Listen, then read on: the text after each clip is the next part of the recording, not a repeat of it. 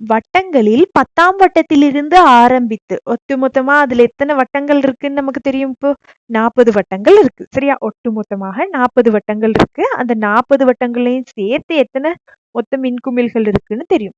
40 வட்டங்கள் இருக்காங்க. அந்த 40 வட்டங்களையும் ஒட்டுமொத்தமா சேர்த்து 3320 மின்குமிழ்கள் உள்ளது. அடுத்து இன்னொரு தரவு தந்திருக்காங்க. என்னன்னா பாருங்க,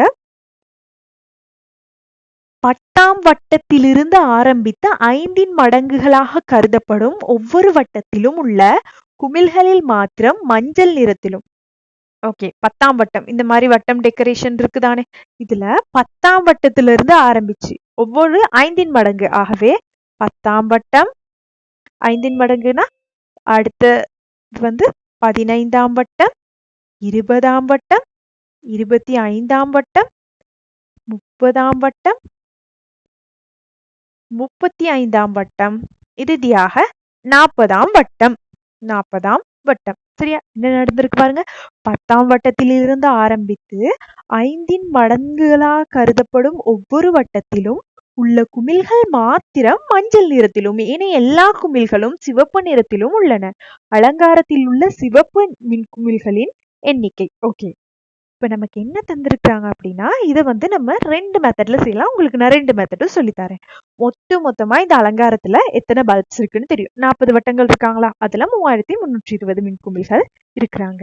ஆனா அடுத்த தரவு 10ஆம் வட்டத்திலிருந்து ஆரம்பித்து 5ன் மடங்குகளாக கருதப்படும் ஒவ்வொரு வட்டத்திலும் மஞ்சள் பல்ப்ஸ் இருக்கு. ஆகவே இந்த எல்லா வட்டங்கள்லயும் 10ஆம் வட்டம், 15, 20, 25, 30, 35, 40 உதாரணத்துக்கு யோசிச்சீங்கன்னா பாருங்க, இப்படி எல்லாமே ரெட் பல்பா இருக்கு. ஆனா 10ஆம் வட்டத்திலிருந்து 5ன் மடங்குகளாக வர்றதுல மட்டும் என்ன நடக்குதுன்னா yellow பல்ப்ஸ் இருக்கு. அதுக்கடுத்து ரெட்டா வந்துட்டு அடுத்து இன்னொரு 5ன் மடங்குகளாக வர்ற இடத்துல yellow பல்ப்ஸ் இருக்கு. இதுதான் இந்த டெக்கரேஷன் கோர். இதனை வைத்து கொண்டுதான் இந்த கேள்வியை நம்ம அணுக வேண்டும். ஆகவே நமக்கு மொத்த பல்ப் தெரியும் தானே, அதுல இருந்து என்ன செய்ய போறோம்னா இந்த இடங்கள்ல உள்ள பல்ப்களோட எண்ணிக்கையை கண்டுபிடிச்சு கழிச்சிங்கன்னா உங்களுக்குரிய விடையை கண்டுபிடித்து கொள்ளலாம். மொத்தத்துல இருந்து மஞ்சள் கலர் பல்ப் இந்த இடங்கள்ல எல்லாம் தானே இருக்கு, இதுகளை மட்டும் கண்டுபிடிச்சு நீங்க வந்து கழிச்சு விட்டீங்கன்னா மொத்தத்துல இருந்து கழிக்கும் போது உங்களுக்குரிய விடை கிடைக்கும். அல்லது இதிலிருந்தும் நம்ம ஒரு எண்கோளத்தை உருவாக்கி செய்யலாம். சரி, 10ஆம் உறுப்பு கண்டுபிடிக்கிறதுக்கு என்னன்னா, நம்ம முதலாவது பகுதியில கண்டுபிடிச்சிருக்கிறோம் Tn சமன் 4n சக 1. 4n சக 1 இது ரொம்பவே முக்கியமானது. இதனை வைத்துக் கொண்டுதான் 10ஆம் வட்டத்தில் உள்ள SNன்றது வேற, TNன்றது வேற. TNன்றது குறிப்பிட்ட எண்ணிக்கை, அதாவது இந்த T10 அப்படின்னா 10ஆம் வட்டத்தில் உள்ள பல்பை குறிக்கும். S10னா என்னன்னா முதலாவது வட்டத்திலிருந்து 10ஆம் வட்டம் வரைக்கும் ஒட்டுமொத்தமா இருக்கிற பல்ப்களின் மின்குமிழ்களின் கூட்டுத்தொகையை குறிக்கும். Sன்றது சம், Tன்றது டேர்ம். டேர்ம்னா 10ஆம் உறுப்பு எவ்வளவுன்னு கண்டுபிடிக்கலாம்.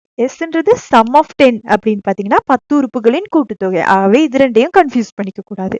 இங்க நம்ம யாரை கண்டுபிடிக்க போறோம்? 10ஆம் வட்டத்தில் உள்ள மின்குமிழ்களின் எண்ணிக்கை. ஆகவே T10 கண்டுபிடிக்க போறோம். T10 கண்டுபிடிக்க என்ன செய்யணும்?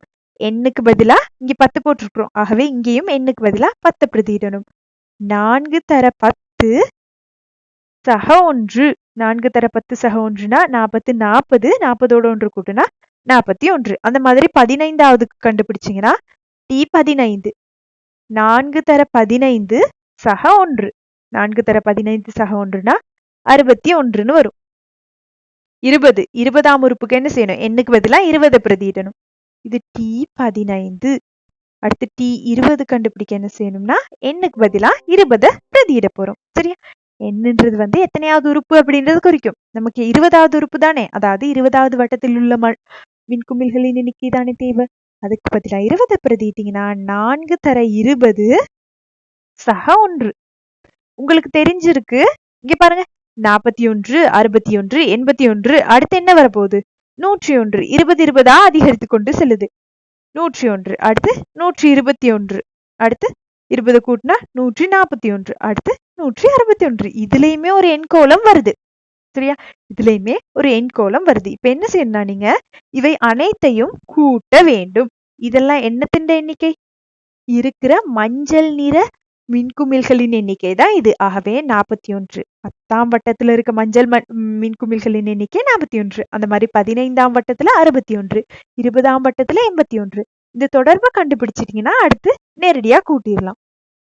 41, 61, 81, 101, 121, 141, 161. இவை அனைத்தையும் கூட்டும்போது நமக்கு 707 அப்படின்னு வருது. 707 மின்குமிழ்கள். இந்த 707ன்றது யாரு அப்படின்னு பாத்தீங்கன்னா இவங்கதான் மஞ்சள் மின்குமிழ்கள். இவர்கள்தான் மஞ்சள் மின்குமிழ்கள். ஒட்டு மொத்தத்திலிருந்து இந்த மஞ்சள் மின்குமிழ்களை கழிக்கும் போது நமக்கு சிவப்பு மின்குமிழ்களின் எண்ணிக்கையை கண்டுபிடிக்க முடியும். ஒட்டுமொத்தமா